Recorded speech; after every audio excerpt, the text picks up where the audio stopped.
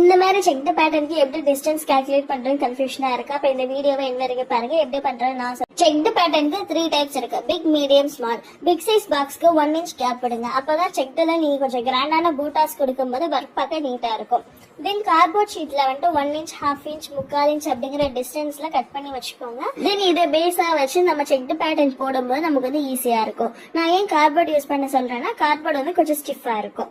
Medium size பாக்ஸ்க்கு வந்து 3/4 inch gap விடுங்க. இந்த செக்ல நம்ம 4 எட்ஜஸ்க்கும் ஒவ்வொரு பூட்டாஸ் கொடுப்போம், இல்லைன்னா சென்டர்ல மட்டும் ஒரு பூட்டா சின்ன பூட்டாஸ் கொடுப்போம். சோ அப்பெல்லாம் வந்துட்டு நீங்க 3/4 inch கேப் விட்டாலே நீட்டான பினிஷிங் கிடைக்கும். தென் ஸ்மால் சைஸ் பாக்ஸ்க்கு 1/2 inch கேப் விடுங்க. இந்த கேப்ல வந்துட்டு நம்ம ஒரு எட்ஜஸ்க்கு தான் பூட்டாஸ் கொடுப்போம், இல்லைன்னா சென்டர்ல ஒரே ஒரு சின்ன பூட்டாஸ் வந்து கொடுப்போம். ஒரு ஸ்டோன் பீஸ் பண்ணுவோம், இல்லைன்னா ஒரு 4 mm வந்து ஸ்டிச் பண்ணுவோம்.